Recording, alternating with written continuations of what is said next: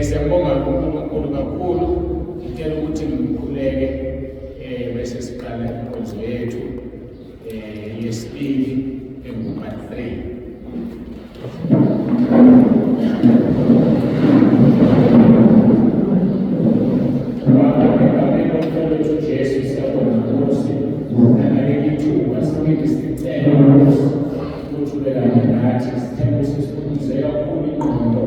Sesifresh ukuqala siqhubeke noma siphatheka kabi abanye sebehambile, kodwa ke wena Nkosi wazi konke uqonda konke. Kuyoba kuhle ukuba bahambile basekhaya lethu bazobe bayilalele le nkonzo. Siyacela kuwe nathi moya wakho ongcwele usikhole, nami ngihlale phansi ngilalele, ukhulume, usebenzise ukuzimba ukudala ukhethele inzimo yasekhaya esukwini. Udumo lonke esinikeza wena uJesu Kristu inkosi. Amen.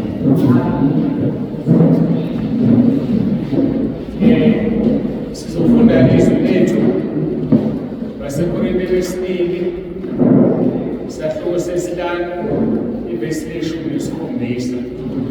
BaseKorinte lesibili chapter 5 verse 17. Fundeka kanje: kanjalo umuntu enguKristu Jesu uyisidalwa esisha, okwaqala kudlulile bheka sekuvele okusha. Ngike ngaphawula ngathi ukuze umuntu abe semhlabeni uyazalwa, abe nomzimba uzokwazi ukumelana nezimo zasemhlabeni. Uyazalwa umuntu, ngokunjalo ukuze umuntu abe kuKristu kumele azalwe.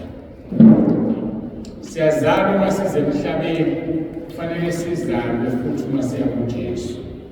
Uma-ke uzalwa, ziyasala zonke izinto zempilo edlulile. Sikhulumele siseKristu ukuthi bonke abantu abakhethile babe sezulwini, kodwa asikukhumbuli lokho. Umuntu okukhumbulayo yedwa uJesu kuphela, ngoba wathunywa wakhumbula ukuthi uthunyiwe. Thina sonke asazi ukuthi sasisezulwini, sibhlekile nje qobo lokubhleka, awukwazi ukukhumbula ukuthi kambe ezulwini kunjani, wakuvala. Kodwa bonke abantu abakhethile babe sezulwini ngoba uJesu uthi alotshwa amagama ethu umhlaba ungakabibikho. Manje-ke uma kunjalo, umuntu ongakholwa asimazi ukuthi wayekuphi, ngoba uJesu kuMathewu 7:21 uthi dendani kimi nina benza ububi ngoba angizange nginazi. Ukuthi wayengabazi-ke bekuphi, ayike asivezele lokho esikwazi. Ngakho-ke ngigcizelela ukuthi-ke kufanele uzalwe ukuze ube kuJesu, ngoba wazalwa ukuze ube semhlabeni. Uzalwa kanjani-ke ukuze ube kuJesu na? John chapter 3 siqala kuvesi 2. Siwaphushe nje amavesi siwacacise uNkulunkulu ngale ndlela asambulela ngayo. UmFarisi uNikodemu lo wafika kuJesu ebusuku, ngoba phela wayesaba abafowabo, esaboza kwabo abanye abaFarisi ukuthi yena useyakholwa uyaphenduka, uyayizwa le nto ekhulunywa uJesu. Wayesesuka-ke wenze njani? Wahamba waya kuJesu ebusuku. Ufika kuJesu uthi, Rabi, siyazi ukuthi ungumfundisi ovele kuNkulunkulu, ngokuba kakho ongenza lezi zibonakaliso zenzayo uNkulunkulu engenayo. So kusho ukuthi ngomagama uyavuma ukuthi uJesu uthunywe uNkulunkulu, uyavuma ukuthi uJesu indodana kaNkulunkulu. Lokho kungukholo, ngoba uthi uJesu, ukholwane yimi nikholwe nongithumileyo. uNikodemu-ke wayesekholwa yilo othume uJesu. Isimanga uJesu akayiphenduli leyo nto. Sasiyokwenze njani thina? Mayiqhamuka umuntu ethi ngiyakholwa babunsibani uthunywe uNkulunkulu, ngiyakholwa sibani bani ukuthi wena uNkulunkulu uhamba nawe, ungathini ungenze njani? ngeke kuvuleke amaphiko, ngeke uphakame, ngeke uqhoshe ube nempakamo. Kodwa uJesu akayiphenduli leso statement, uyadlula kuso. Uthi uJesu ku-verse 3, but mayiqala funa u-verse 3, uthi uJesu waphendula wathi, kodwa uma uyilalela le nto akaphenduli yena. Uthi uJesu, ngiqinisile ngithi kuwe, umuntu engazalwa ngokusha angeke ubone umbuso wezulu. Kuhlanganaphi lokhu ukuthi Rabi siyazi ukuthi ungumfundisi ovele kuNkulunkulu ngoba akekho ongenza imangaliso zenzayo? Hayi, uJesu akanandaba naleyo nto. Yingakho washo wathi singajabuleli ukuthi amadimoni asithobele, singajabuleli sikhulekela abantu basinde, masijabulele ukuthi amagama ethu alotshiwe ezulwini, ngoba namadimoni ayamkhulekela umuntu asinde. Yazi ukuthi kulula umuntu ukuthi asinde ekhulekelwa umfundisi onamadimoni kunoma asinde ekhulekelwa umfundisi onoJesu noMoya Ongcwele. Niyakwazi ukuthi kunomahluko lapho. Ukugula, mofunda uRoma 5 verse 12, lithi ukufa kwafika ngomuntu oyedwa ezweni. So ukufa kukhulunywa ngokufa okuphuma komphefumulo nokufa okuyisifo. Na ukugula kudalwa yisono, ukugula kudalwa amadimoni.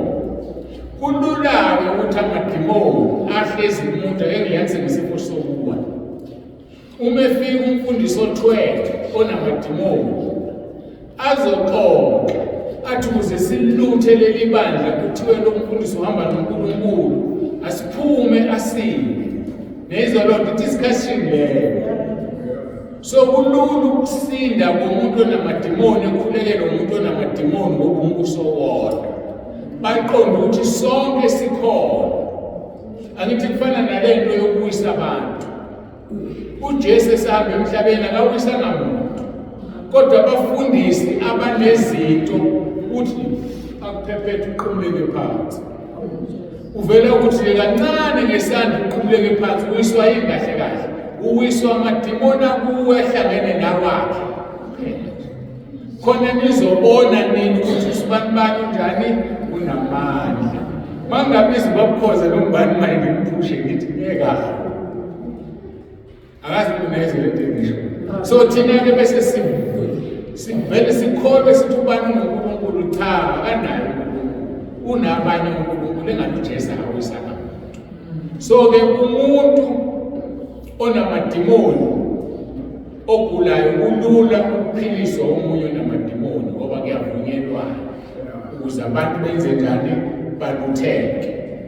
Yingakho ke zokhuluma ngemangaliso Nikodemu, ukhuluma ngento asuka kuyo ngoba bakholelwe emangalisweni uthi siyazi ukuthi umfundisi ovele uNkulunkulu ngoba akekho ongenza izibonakaliso zenzayo. Asikhohlwe izibonakaliso.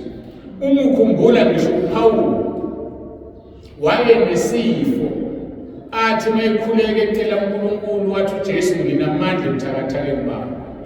uPawulu kunabantu abakhulekela bangasinda ngoba kuthini esindisa abantu uJesu esindiswa. uJesu yena uthatha isinqumo sokumphilisa umuntu nongamphilisi. Through ukugula uJesu uyakwazi ukusondeza umuntu kuye ehambela kude. Mhlawumbe umuntu aphathwe isifo sokuwa, masimphatha lesi sifo khona ezolethwa enkonzweni le afike amukelise uJesu asindiswe ngoba mina angimkhulekeli umuntu engamukeli uJesu. Sibuke thina umoya omubi namadimoni owenza usibanibani nesifo sokuwa, kanti uNkulunkulu osivumelile enzele ukuthi azothola insindiso ngani ngokumlobile encwadini yakhe umhlaba ungakasekelwa. Usedala amasu ukuthi lo muntu enze njani aphenduke. Uma engabonga kufanele athi ngibonga isifo sami sokuwa esangenza ngaye kuleya nkonzo ngafika ngathola uJesu. Esendlule kubafundisi abaningi bemkhulekela bengammukelisanga uJesu ngoba kusiza ukusinda kulo mzimba esizowutshala phansi ubole okusemqoka ukusinda emphefumulweni. Yingakho uJesu wayiqala ngokuthini athi uthethelele izono zakho ube ma ethi thabatha uhlaka lwakho uhambe, ngoba kusizi ukuphila enyameni kodwa ugule emphefumulweni ngoba uma ugula emphefumulweni uzodinga esibokweni, kanti uma ugula enyameni umphefumulo uphila uzodinga ezulwini.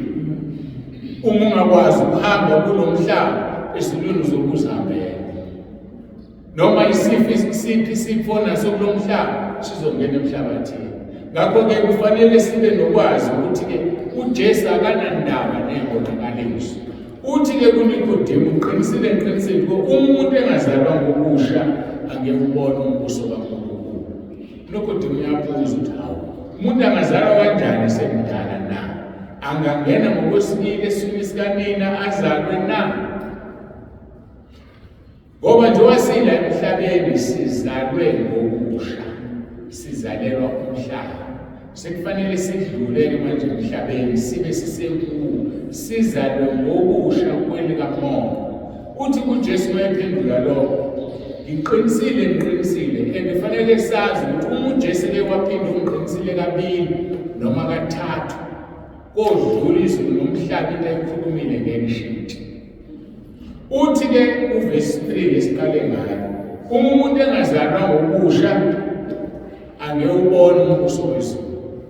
Ukubona to see, khona ukuthi uthi ngimbonile usibanibani ehamba lapha, ngeke awubone ngamehlo. Abese ethi-ke manje uvesi 5, uma umuntu engazalwa ngamanzi nangomoya angengene. Indebelezi leyo. Uma ungazelwe nje ngobusha ngeke ubone ngamehlo akho umbuso wezulu. Kodwa uma ungazelwe futhi manje ngamanzi nangomoya ngeke ungene. Kusho ukuthi uyobona ukuthi nangu ya ufike ungakwazi ukungena ngoba uzalwanga ngamanzi nangomoya. Ukuzalwa ngamanzi, ukuzalwa ngezwi, nokuzalwa ngokubhabhadiswa. Sewabhabhadiswa yini njengoba uhlezi phansi wena na? Sewabhabhadiswa yini? Ngoba uma ungazalwa ngamanzi nangomoya ngeke ungene embusweni wezulu. Ufike ukuthi ake ngivule lelizwi engilithandayo elikuMark chapter 16 elidizelela ukuzalwa ngamanzi ukubhabhadiswa. Ubone ukuthi ngempela kusemqoka kanjani ukubhabhadiswa. uMark chapter 16 uverse 15 no-16 uthi, hambani niye ezweni lonke nishumayele ivangeli kukho konke okudalweyo. La akukhulunywa nabafundi kuphela, kushiwo kuthina sonke asishumayele ivangeli kukho konke okudalweyo. Inhlabathi mayithi mayibheka ishumayezeke, isihlahla odlula phansi kwaso masibheka masishumayezeke. Kukho konke okudaliweyo, asishumayeli kubantu kuphela, sishumayela kukho konke okudaliweyo. Le ndlu le idaliwe, kodwa bathatha okudaliwe abantu bakha indlu. Kukhona amatshe la, kukhona inhlabathi la, kukhona imithi engamaplango la, izinto eziningi ezihlangene la zakhele indlu. Uyashumayela nokudaliwe na. Endlini yakho olala kuyo yini oyenzayo silele? Uyashumayela yini kule ndlu na? Ngoba iyakubona izokumangalela ngelinye ilanga. Sishumayela ivangeli kukho konke okudaliweyo. Ehlathini wabo wahamba kulo, wahamba ngobungcwele noma khona wakwenza kulelo hlathi. Ubani nalala naye kulelo hlathi? Simele ukushumayela kukho konke okudaliweyo. Uverse 15 lo, hambani niyezwe lonke nishumayele ivangeli kukho konke okudaliweyo. Nangokuverse 16, okholwayo abhabhadiswe uyakusindiswa, kepha ongakholwayo uyolahlwa. Uthi uJesu ungazalwa ngamanzi nangomoya ngeke ubone umbuso, ngeke ungene embusweni wezulu. Udwalisa lento ekhuluma kuMark 16 verse 16 wathi okholwayo abhabhadiswe uzosindiswa.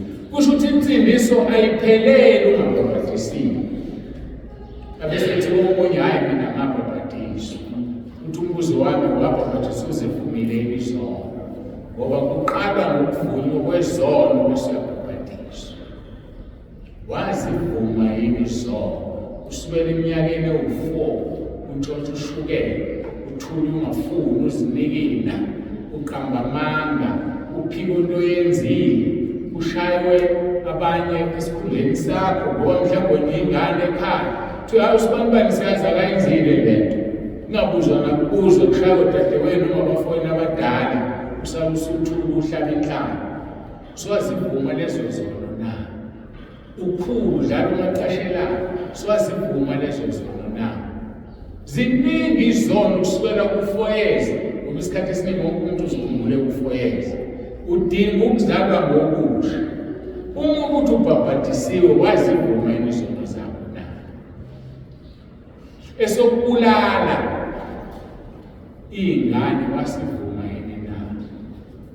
Ekhona lesono esingasinakile bazalwane sokubulala iy'ngane, ukusoma, ubulala iy'ngane, ukuyiklina, ubulala iy'ngane. Ayamshela, angifuni ukugxila zibe sezingizwe nazo ngoba zikhona. Kodwa okukhulu ilokhu, uma ubhabhathisiwe uzivumile izono, ubhabhathiswe umuntu onjani? Okwesithathu, umuntu onjani? Ngoba umuntu okubhabhathisayo ukuthelela lo moya anawo. Ake sihlaziye le nto. Ngesikhathi u-Elizabeth engenayo umntwana, kwafika ingelosi kuye yathi uzokhulelwa uzale indodana. uJohane uMbhaphatisi lo watshelwa ukuthi uzogcwaliswa ngomoya ongcwele eseseswini, kodwa akazange understand. Kuthe uMaria esekhulelwe uJesu, waya kwelezi ntaba wavakashela u-Elizabeth. Banele ukubonana, kwaphuma umntwana uJohane eswini wagcwaliswa ngomoya ongcwele, lafezeka izwi. Emva kweminyaka uyafika uJesu uzobhabhathisa ubani? uJohane, ngoba uJohane wathola umoya ongcwele uJesu eseswini. Uma esembhabhathisa kwehla ijuba, lihlala kuJesu lithi lo uyindodana yami izweni. Ngamanye amagama umoya ongcwele okuJohane uzokonfirma umoya ongcwele kuJesu. Ngamanye amagama umuntu okubhabhathisayo ukufaka lo moya okuye. Yikho ngithi wabhabhathiswa umuntu onjani na? Uma wezwa ngelinye ilanga umuntu wakubhabhathisa udlungulile, kuthiwe kwenza ukuthi ungananazi, wakufaka lowo moya, mhlawumbe wena ufikile ekutheni ukwenze lokho, kodwa wakufaka lowo moya. Yingakho ufuna sibuke izinto ey'ntathu. Ngibhabhathisiwe na? Ngazivuma izono zami? Uhamba kanjani phambi kwami lo muntu wangibhabhathisa? Bese uyaneliseka ukuthi umbhabhathiso wakho u-right noma uzobusuyabona ukuthi awukho right. Lithi izwi, umuntu engazalwa ngamanzi nangomoya angengene embusweni kaNkulunkulu.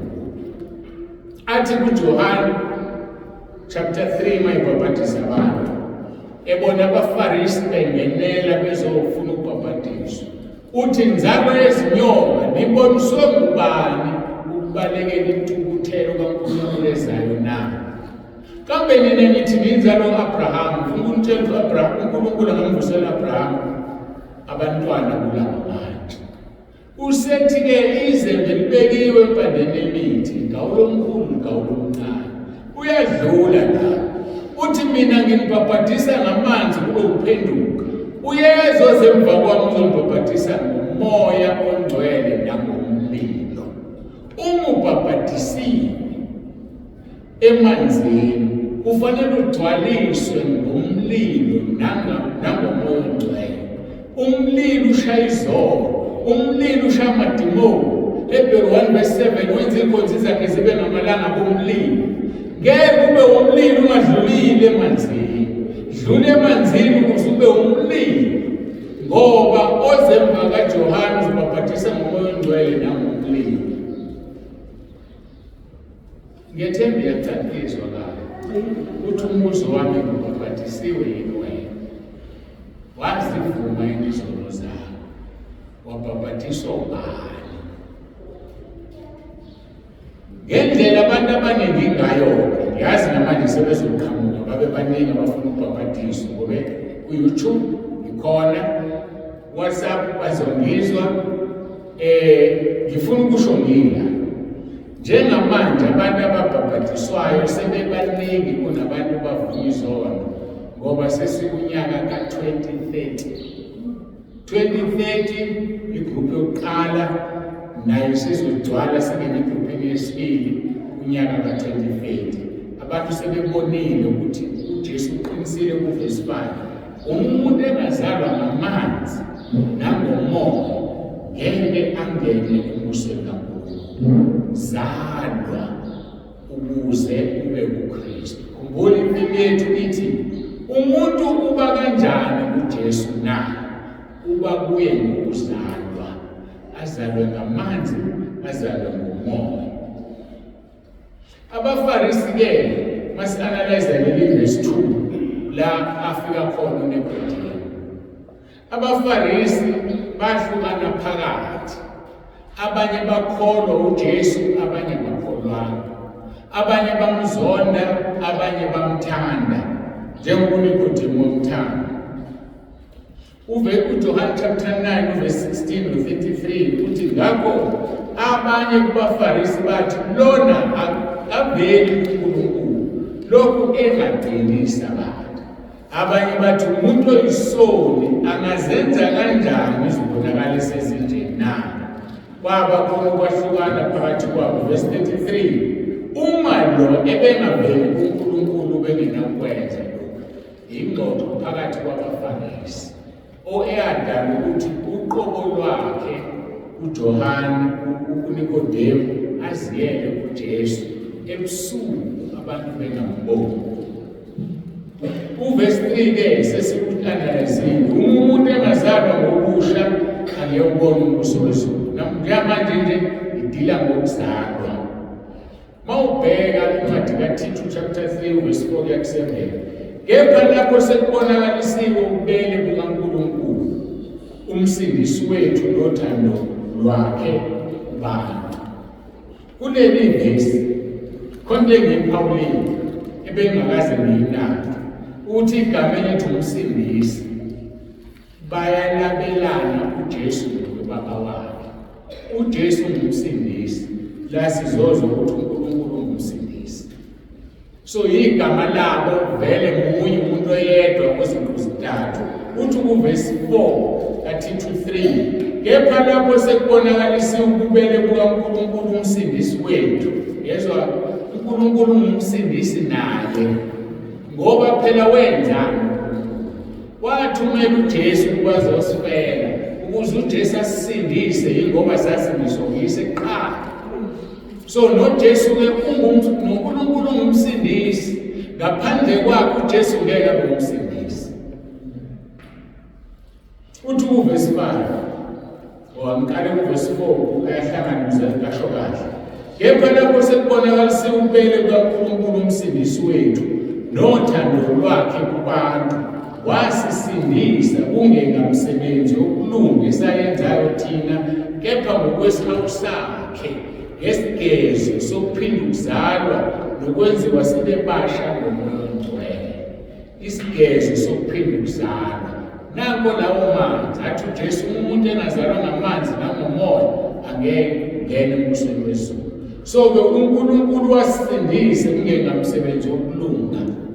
Ungalunga ngokwemvelo ufana nedwedwe engcolileyo, kodwa uNkulunkulu osindise kungenamsebenzi wokulunga esayenzayo, kepha ngokwesihawu sakhe, ngesigezo sokuphinda ukuzalwa. Mawuphinda uzalwa uyagezwa nokwenziwa sibe basha ngoMoya oNgcwele. Nami umuntu osenza sibe basha uMoya oNgcwele. Ngaphandle kaMoya oNgcwele ngeke ube musha. Lokho kusinika ukuthi akakwazi umuntu athi uKristu Jesu uMoya oNgcwele engenayo. Akakwazi umuntu athi uKristu Jesu ebedla izono, ngoba uMoya oNgcwele ngeke uvumele izono. Zalwa kabusha ukuze ube kuJesu. ithi theme yethu umuntu angaba kanjani uJesu na ukuzalwa kabusha ngamanzi namoya. Uthi-ke uverse 6 onalapho futhi angibona uverse 6 akayisona isiqalo ngolonga phinde namavesi ngizimaqela ngiphinde ku4 kepha lapho sekubonakalisiwe ubele kaNkulunkulu umsindisi wethu nothando lwakhe kubantu wasisindisa kungena umsebenzi wokulunga esayenzayo thina kepha ngokwesihawu sakhe ngesigezo sokuphinda ukuzalwa nokwenziwa sibe basha ngomoya ongcwele amthelayo kakhulu phezu kwethu ngaye uJesu Kristu umsindisi wethu ukuze silungisiswe ngomusa wakhe sibe zindlalifa zokuphila okuphakade ngokwethemba. Sekumsebenzi kaNkulunkulu wonke awenzile ububele bakho kubonakalisiwe nangothando lwakhe wasisindisa kule msebenzi wokulunga yethu esayenzayo ukuthi akekho oqoshela omunye ezulwini athi ayabona ukungibona namina nganginaka abampofu hayi njengoba ungibona mina nginomkhalo omkhulu nje angishumayela kakhulu ngine ebandleni ayisebenzi yonke shumayele kakhulu shumayele kancane nebandla elingakanani akusebenzi. Into esebenzayo ukusindiswa uNkulunkulu ngesigezo sokuphinda ukuzalwa nokwenza ube musha ngomoya ongcwele. Umoya ongcwele otheliwe kakhulu phezu kwethu uthelwa ngoJesu. Umoya ongcwele akathelwa ngokunye. Wathi uJesu kufanele ukuthi ngihambe ukuze umoya ongcwele afike. Ngoba uma ngingahambi umoya ongcwele ngekeze. Hayi ngoba bengahlalelani bobabili. Kodwa kufanele masiphele isikhathi sikaJesu emhlabeni ukuze umoya ongcwele. Wamthela uJesu umoya ongcwele phezu kwethu ukuze silungisiswe ngomusa. Ngoba ngaphandle kamoya ongcwele ukwazi ukulungisiswa. Uhlushwa amaphupho amabi nje awulungisisiwe. Ulungisiwe wena kodwa ulungisisiwe sokushoda umoya ongcwele ozodalisa amaphupho athi mayithi gagaga.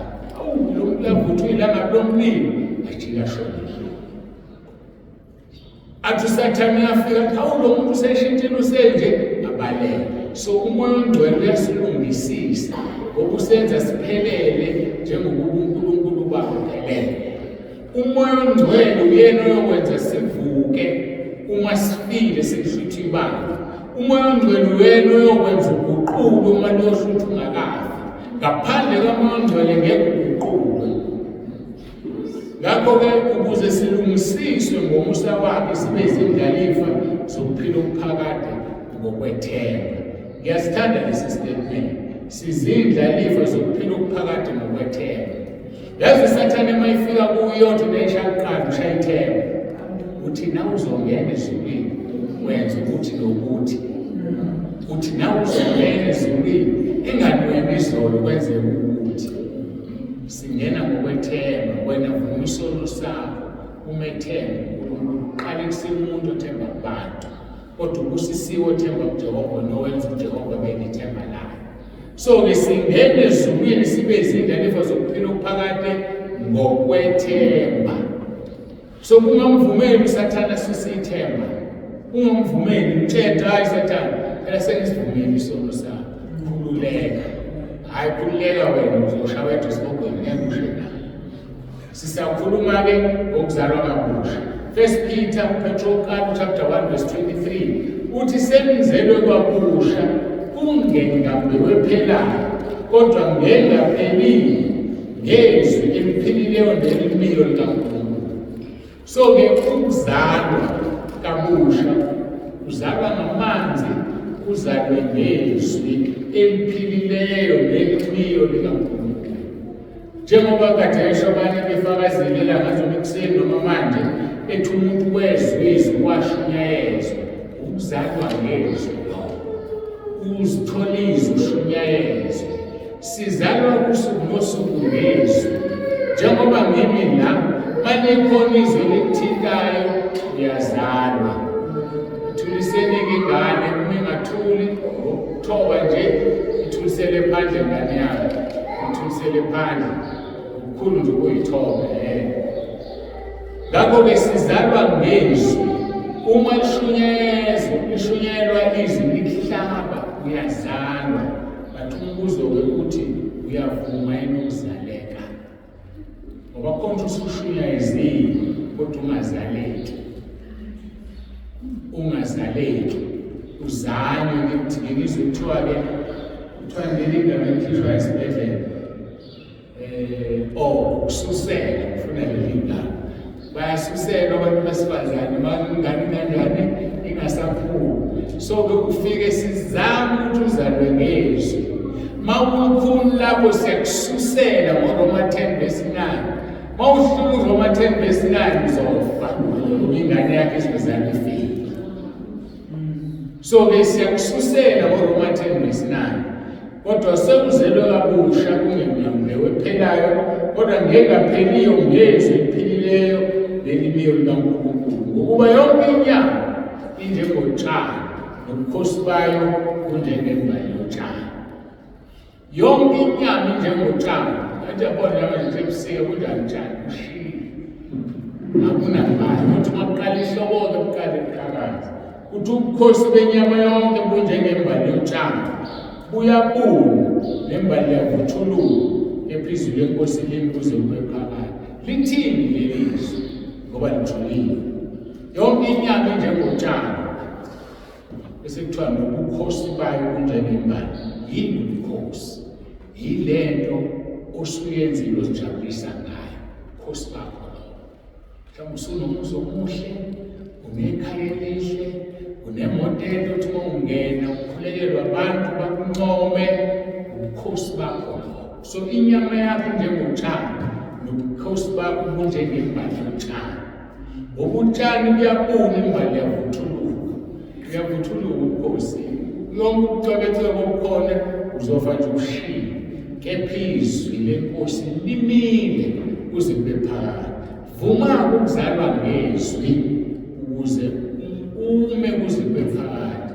Athi uverse 23, yilo lelizwi levangeli elashunyelwa kumina, nesilishumayelayo manje, ivangeli eliphilayo, ivangeli elidala. Athi uHezekiya 36:25, sengikhuluma-ke manje ngokuzalwa ngamanzi. Athi uNkulunkulu ngoHezekiya umprofethi, ngiyakumfafaza ngamanzi ahlambulukileyo nihlambuluke, nginihlambulule kukho konke ukungcola kwenu nakuzo zonke izithombe zenu. Ngiyakumfafaza ngamanzi. Yileya-ke ngidlule kuyona ukuthi uma ubhabhadisiwe umuntu onamanzi angahlambulukile uyamngcolisa, ngoba yena akahlambulukile, yena akazivumeli izono, yena unomoya omubi akuthelela wona. Uthi uNkulunkulu, ngiyakumfafaza ngamanzi ahlambulukileyo nihlambuluke, nginihlambulule kukho konke ukungcola kwenu nakuzo zonke izithombe zenu. Izithombe yinto ekhonzwayo. Baningi izinto abantu abazikhonzayo. Uyayikhonza ingubo yakho egqokayo, ukhonza isudu yakho sebekuncome ngayo, uthi uma uyilanga elithile ndilanda leyo yakho abayithandayo abantu. Isithombe sakho osikhonzayo leso. Ziningi izinto, omunye ukhonza imoto yakho, omunye ukhonza umuzi wakho, omunye ukhonza i-TV. Angeke umhlukanise ne-TV. Uma ingayinje emsebenzini kusuke kusenze ushona ilanga. Omunye ukhonza uhlelo oluthize kwi-TV, luyisithixo.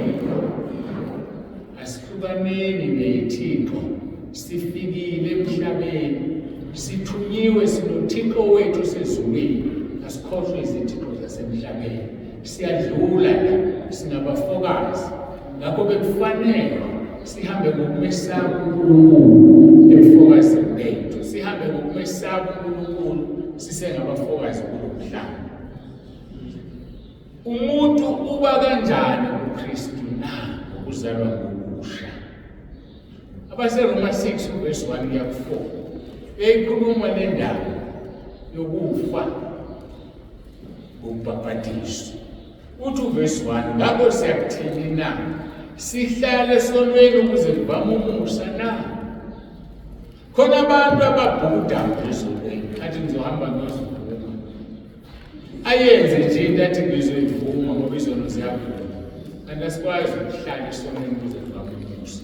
thatha uvesi 2 qhana kanje thina esafa maqondana nesono singabuye sihambe kanjani kuso uma wafa uhamba kanjani esonweni ngaphandle mosikhohlisa ungazange ufe uma ungazange ufe uyasikhohlisa awukwazi ukuphila esonweni ufile kuso akakwazi umuntu ukuphila emhlabeni sangcwaba wafa uphila kanjani emhlabeni akasafanele uphila emhlabeni ngoba akasenawo umzimba wenyama uma efela ungakafiki usuku uphila la emkhathini usebenzela uSathane bakhona abantu abafa ungakafiki usuku angazi mina yazi bayafa abantu usuku ungafiki kakhulu laba basebenzela uSathane uthola ukuthi uphumile umuntu emzimbeni uthunywe uSathane eswazini bambone ekhaya engasaphefumuli bamthathe mhlambe batshele ababathelayo bafike nabo bengekho good medical bathi mabebeka la iphalisa yikho thatha ngenise emoshwari umuntu kanti umuntu ubhizi eswazini uyasebenza unqona usuku lomngcwaba ngcwaba athi kabuya umzimba wakhe 6 feet down sezohlala la emkhathini kuze kufike usuku lwakhe lwangempela lokufa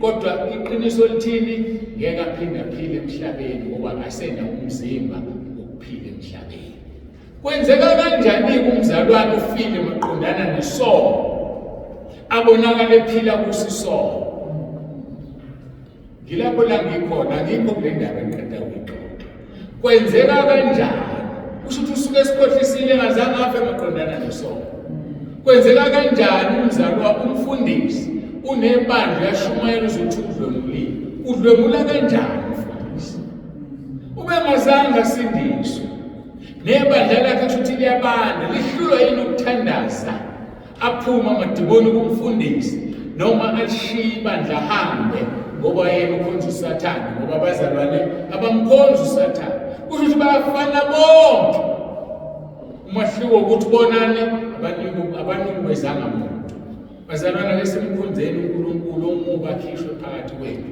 makumfundisi osiholayo asikhulekeni sathi we utashe ahambe noma sindiswe ngikhuluma ngoba sinamabandla amaningi ahlukene makuwumzalwane ophakathi kwethu ngiyabonga ngoba kuyenzeka bayaphuma abazalwane bayaphuma emabhrejini bekhishwe ukusha omunye usanda ukuphuma ebhrejini yaseGoli bethandaza abazalwane kanti i-devil worship so ngamanye amagama asingafuyi ama-devil worshipers singabazalwane emabandleni esihlezi kuwona shisa ubaselwe uNkulunkulu ungumlilo oqothulayo uNkulunkulu akamzali umuntu obandayo njengoba umlilo oqothulayo uHebrew 1:7 utwenza ikhonzi zakhe zibe amalanga bomlilo so phuma sikhonza uNkulunkulu uSathane ufunani phakathi kwethu ufunani phakathi kwethu ake sifunde ukuhlala kuNkulunkulu makubiza ukuzila ukudla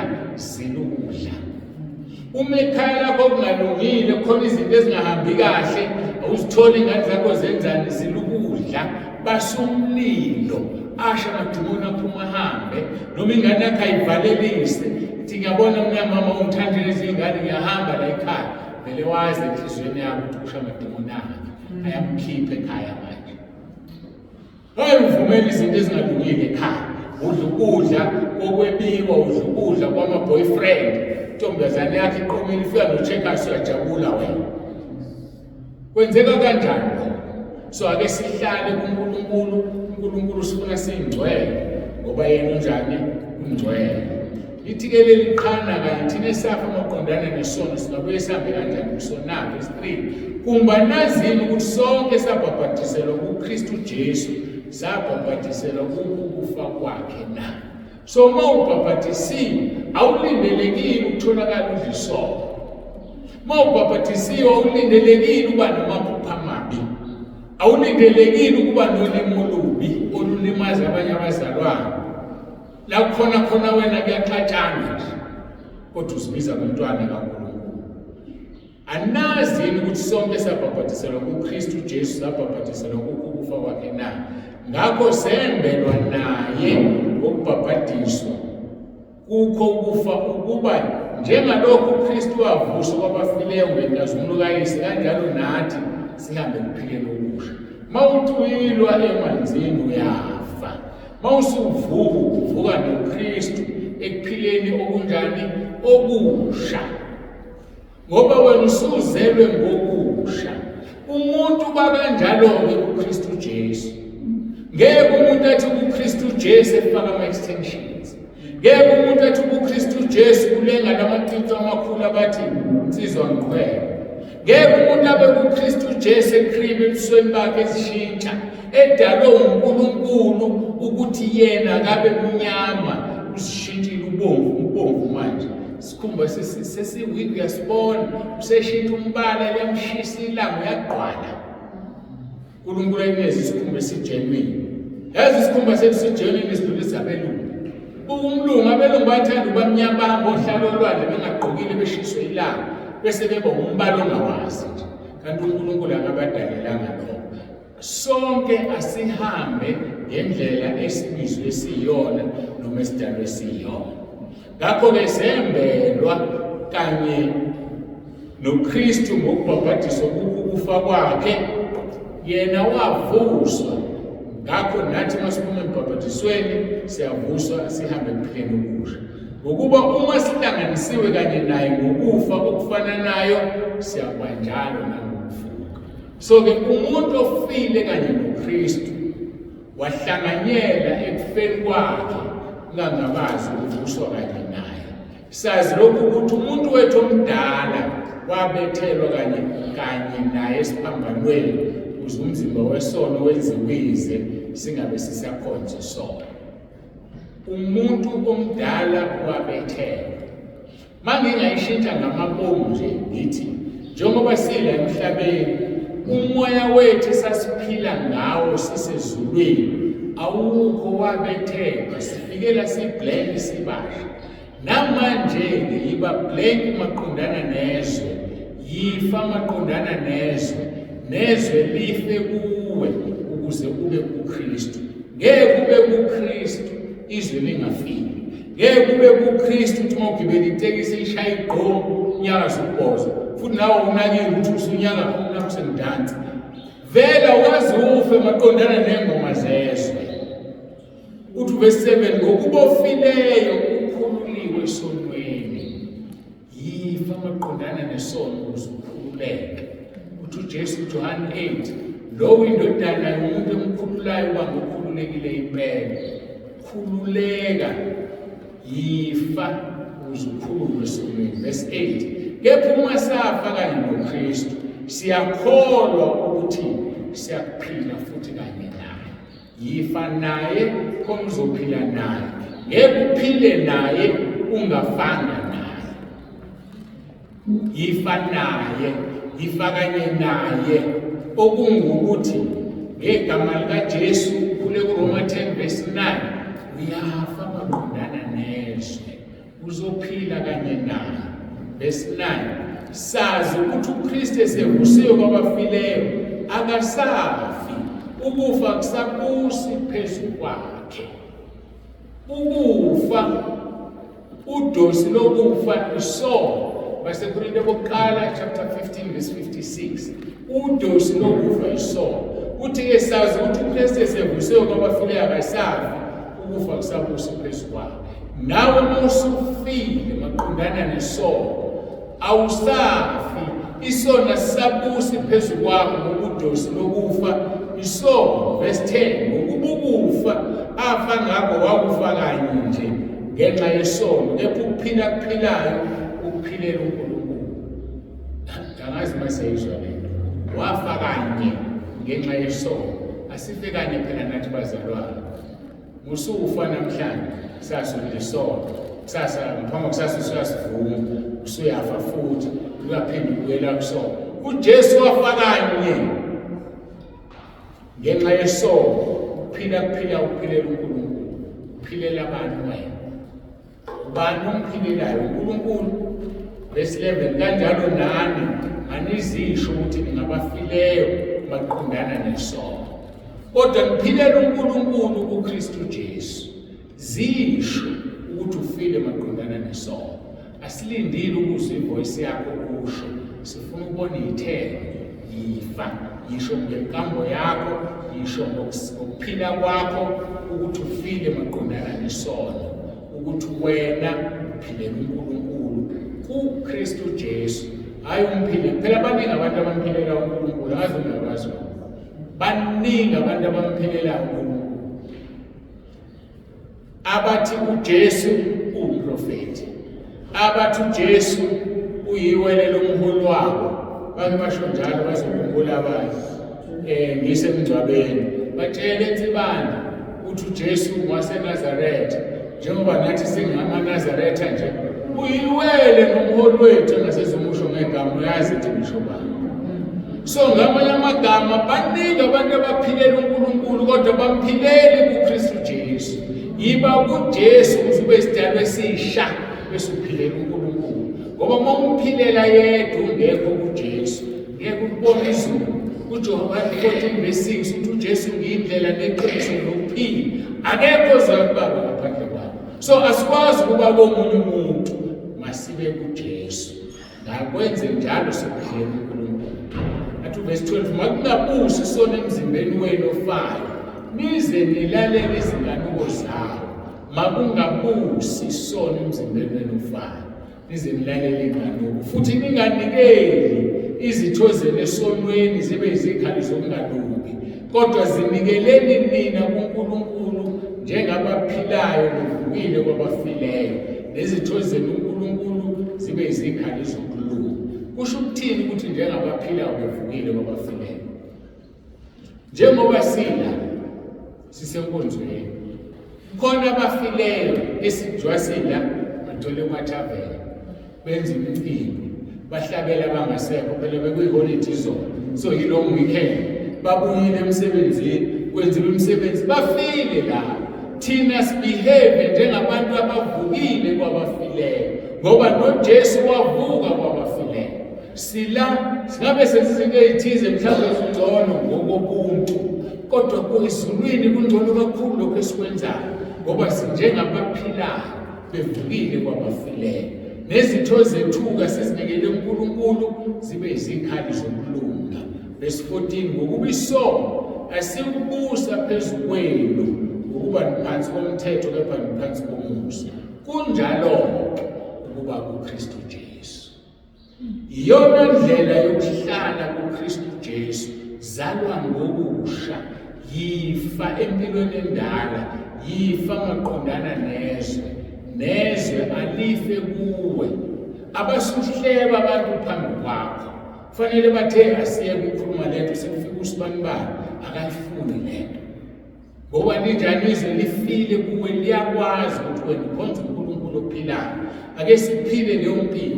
Uma usemsebenzini abantu abasuntshontsha izinto zasemsebenzini ukhona, uthula uhlaba inhlamba, lokho bebrusha umfundisi uzohlaniphile lo uzothula, asiyenzeni lento, uzothula uphaphama isibhokweni. Yiba ophilayo, uvukile kwabafileyo. Abafileyo mabazi ukuthi wena uyaphila, bangakwenzi ukungcola phambi kwakho. Uthi uma uqhamuka kuyintombazane yakwenu, bethi kuhlangana abafana ngamakhadi, hayi vela niniyeke, ngeke aniqonde, hayi vela niniyeke, sekwahluleka thini inkakha khohlwana. Sebeyakwazi abantu, hayi wonke umfana nje uzojika la kuwe, wonke uzojika nje la kuwe, siyathokozela-ke nawe. Hayi thina ebandleni lakithi asiqondi, hayi thina ebandleni, ujabulisa uSathane. Phakamisa ikhanda lakho nje umtshele umfana shaya isishwapha sakhe enze njani, ahambe. Ngoba wena ukhonza uNkulunkulu, uzuzibuza, uzihlupha usuwedwa, Nkosi uyephi? Ngihlaselwa idimoni lomfana lizongishela. Where were you? Ngoba mhlawumbe ubekushiyile, wakhala uJesu, wathi uNkulunkulu wami ungishiyelani na? Nawe khala ngoba mhlawumbe ukushiyile. Akufanele uzobhayizelwa noma ubani, ngoba wena ungowasezulwini awuyena wasemhlabeni. Wena ufile maqondana nezwe, uphilela uNkulunkulu. Esikhuleke.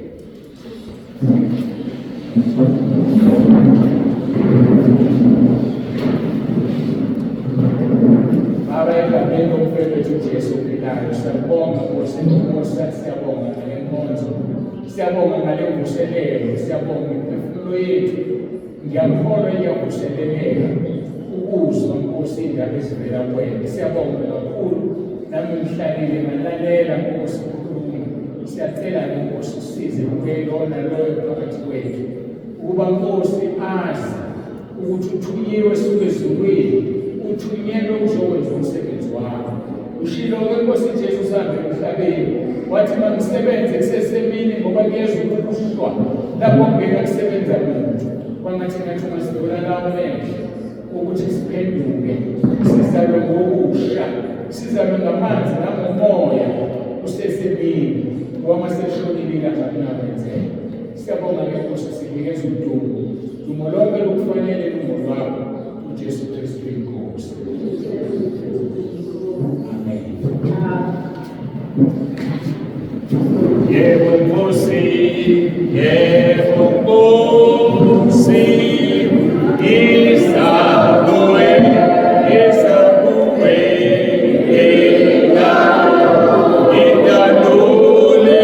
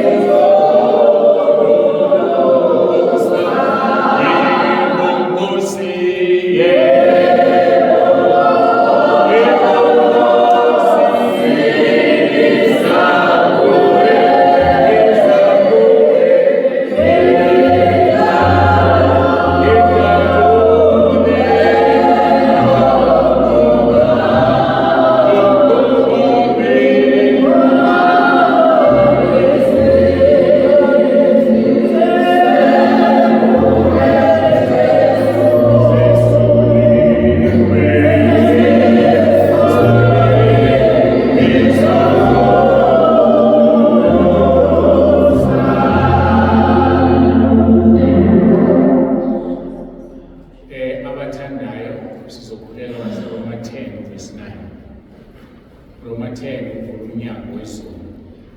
Roma 10 umvumo uJesu sindiswe. Uma ufike ekhaya ezulwini usindiswa kaningi. Awusindiswa ngaleya date lokwayibeka engqondweni. Mina ngasindiswa ngonyaka othile. Kanti mhlawumbe usudlizo lemva kwalokho usindiswa ngosokuyizeleze. Kuzokusiza ukuthi umthandazo Roma 10:9. Selelesi samkhuleka. Bathi uJesu namhlanje izoba nawe paradise. Akhona yedwa owazi ukuthi uzohamba nini. Mhlawumbe usuku lwami lokugcina namhlanje. Ukunishisa kwami Roma 10:9 ngivula elami izulu. Mhlawumbe lwakho lokugcina.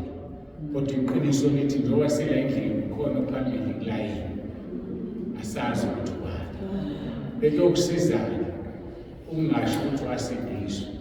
Ungasho ukuthi unesikhundla ebandleni. Ukhule kuRoma 10:9. Uhlanzwe, ugcweliswe. Sukumeni sikhuleke. Abathanda siphakamise izandla.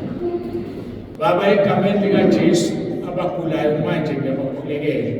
Laba abathandazela uRoma 10:9. Ngegama likaJesu ngiyalugula kuba kusuke kuhambe manje.